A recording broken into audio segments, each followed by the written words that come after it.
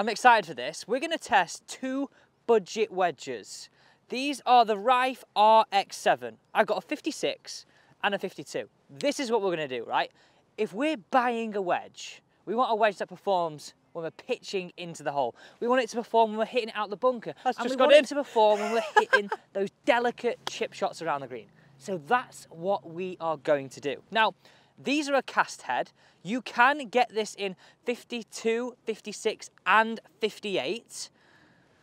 Let's put it to the test. Okay, so the one thing that will strike you with these wedges is they have like a nice chrome finish, and running my hands on the grooves feel really nice and sharp. I do like the sort of detailing between the sort of matte finish underneath the grooves and the chrome outer edge. It's a very traditional looking wedge. So yeah, first impressions, down behind the ball, it looks a little bit bigger than what I'm used to, but overly not too bad. Okay, we're bob on 100 yards here. Let's hit 2 with 52, 2 with 56 a little bit closer, then get testing it around the green.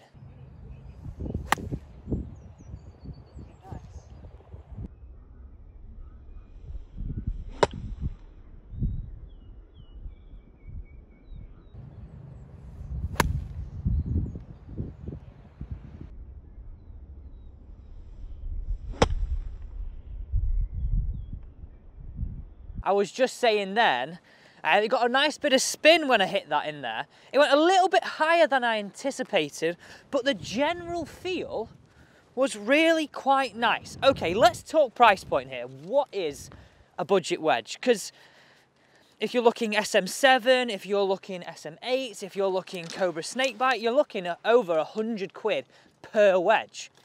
Over £100 per wedge. So now we can get two of these for £120. Okay, granted, they're not CNC milled. They don't have as probably deeper grooves and as much tech. The question is, does that make a difference? Okay, we've now got to our next point. Let's go. I'm gonna hit 2 with 56. We're about 50 yards away. It's that distance, isn't it? This is where I think, someone's having right fun on the first tee here. This is where I think these wedges really have got to perform. So if you're buying these individually, they're around £79. Go on, get in these comments. What are your initial thoughts on this? Does it matter that they don't have as much tech in them? Does that really matter? I don't know, that seemed to perform okay. Okay, this looks not half bad as well. Let's see how these fare. In fact, this is what we're gonna do. I'm going to send you up to the green so you can see how these are landing and really get a feeling of what these are doing to the golf ball.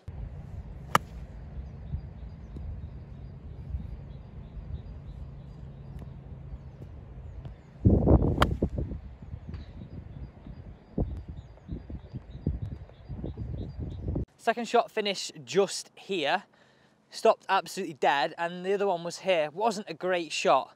Okay, I've actually just bought one of my snakebite wedges out here. Now I don't carry the same lofts as these because I go 50, 54, 58. We have 56 and 52 here. But just putting these down on the ground, and you'll be able to see this on the screen as well, that it is noticeably a lot bigger head, this RIFE, compared to what I'm used to on the snakebite. Now, that's something you've got to get used to potentially. It's not a criticism. The only thing that I would say is, and we're going to test this now, we'll hit some bunker shots and some chip shots, is this brush look. How long is it going to last? Because most of the wedges that you see here, like my one here, goes a little bit duller underneath because shiny cast look throughout the whole of the golf club. Okay. And if I just sort of run my fingers down there, yeah, they feel sharp, they feel similar. But I don't know, the one thing that I'd question is, like, obviously CNC milled, these have got snakebite grooves in there as well. Are they going to spin as much? But how much spin do we need them to get? I guess it's all very much individual to you. Okay, I want to hit some with the 52, I want to hit some with the 56 and really get a feel for how they perform on these must-make chip shots around the green. So first up, 56. See how this one feels with these chip shots. Again, it looks quite clunky.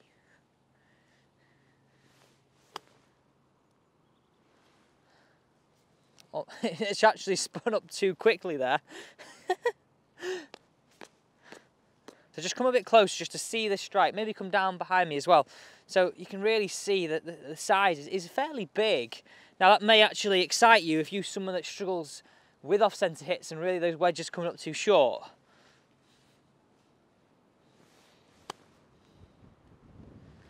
Again, that's stopped nice and quick. Let's hit 2 more. Now we're just going to hit some from the rough because we don't always hit the fairway and we want to be able to control it from there too.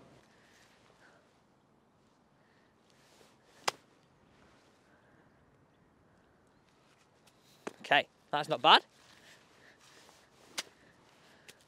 Feels like very predictable, which is nice. I mean, if you're chipping from there. The one thing I always sort of fear when you're getting something that's, in inverted commas, more budget, cheaper, is that usually that sort of screams hot face. Usually that screams ultimate forgiveness. Usually that screams beginner.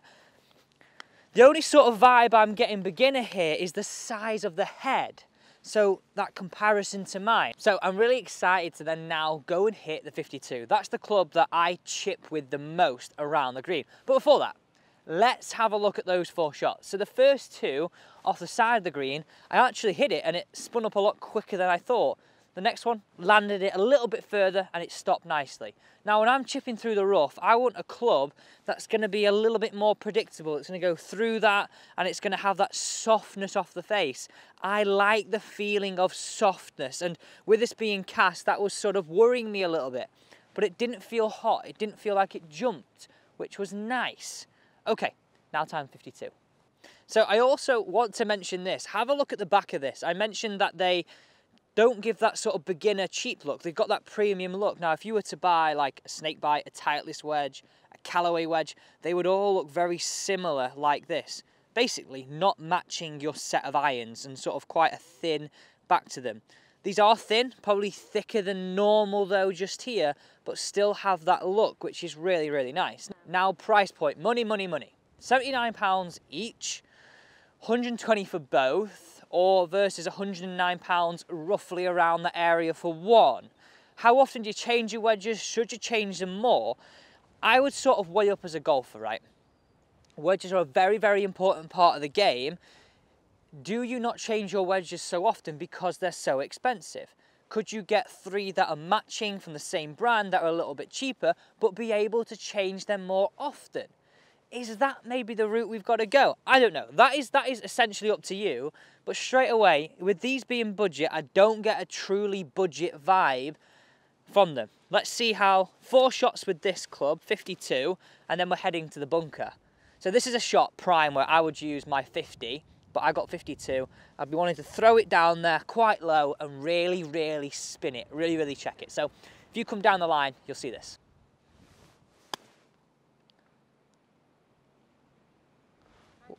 Okay, so that sort of popped off just a little bit than what I was used to. It sort of fired up a bit higher. Okay, maybe a bit of turf, maybe sort of getting used to. Didn't feel necessarily bad, it just felt a little bit hotter off the face than the 56 did. Okay, here we go. Pitch your landing zone. Okay, come closer, come closer. Really have a look at the back of that club there. This is what we're dealing with, this is what we're playing with. Again, the shininess is still there, it's not really fading too much. Oh, I'm going to prefer it, guys, we are in winter. Okay, here we go, here's the chip. That's really nice. That was really well struck much better than the first one, and that really had a nice bit of check on it. So verdict so far, I'm very, very happy with the approach shots. Maybe went a little bit higher, and also I'm okay with the feelings off the face so far. Okay, 2 more chips, let's go. Not bad, not bad. Here you go.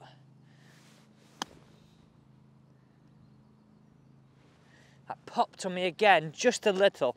Now, I'm just running my fingers inside these grooves a little bit. Now, comparing them to what a CNC milled and or my wedges snakebite or the Titleist, they definitely don't feel as deep. Like, they have like grooves within grooves on here, but they don't feel as deep. So, over time, would they lose their spin factor earlier?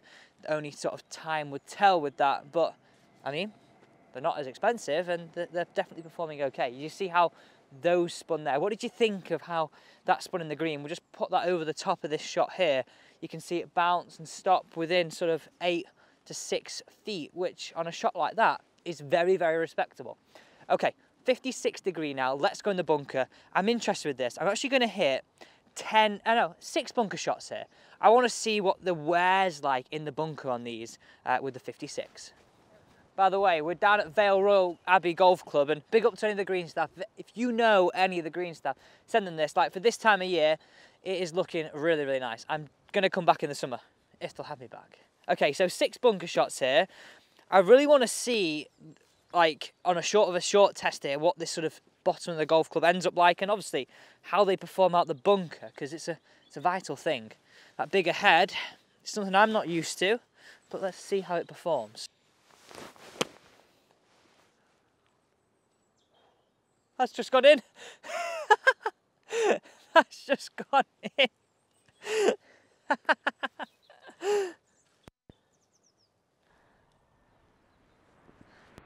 I'm sold. I am sold. It's just gone in.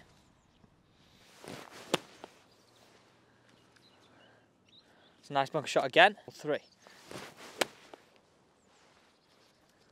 They're stopping on a dime.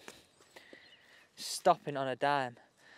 It sort of reminds me a bit closer to my 58 really. I've got even the grooves aren't as big. I know it's full of dirt here, but have a look at this. So I know the grooves aren't as wide, and my snakebite I have grooves across the whole face, but because the profile of the wedge is traditional but bigger, like, it sort of gives it a similar feel and look.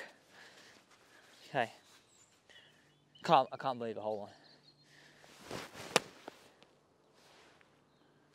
Nice shot again.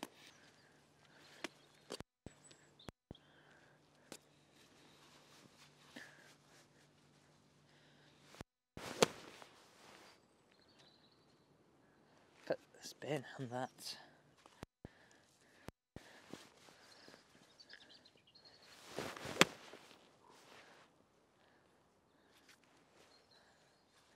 Always rate your bunker, kids.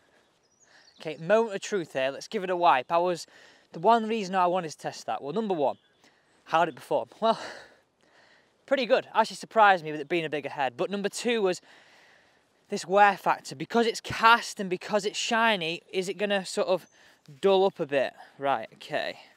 Moment of truth on this. Let's have a look. Bear in mind, we've only hit sort of 6 bunker shots there. It is starting to wear. So have a look at the bottom of that there. The sort of wear and the scratches. Bear in mind, that's 6 shots. And also, have a look at the face right there as well. So maybe wearing a little bit quicker than normal, scratching up a little bit more, but is that really going to affect the performance? It's been a little bit dull on the bottom? No. Is it going to affect the aesthetics a little bit? Well, of course, yes, but mine's dull anyway to start with. It's just one of those things. But overall, performance, yeah, I like it. So overall opinion on these. Well, number 1, they are available at American Golf for the £120 for 2. So, for their budget, for their price, and the overall performance, are they good? Well, the answer has to be yes. The 52 felt a little bit hot off the face. I was a little bit worried about the bigger profile, but to be honest, that didn't really affect how I felt and how I could use them. 52, use them from the rough, use them from the bunker.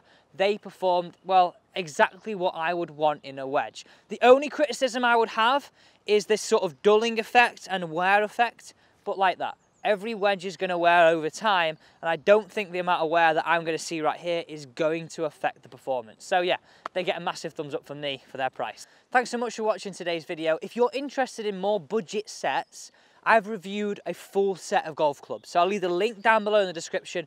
Be sure to check that out. And don't forget to subscribe and hit that thumbs up button too. Cheers, guys.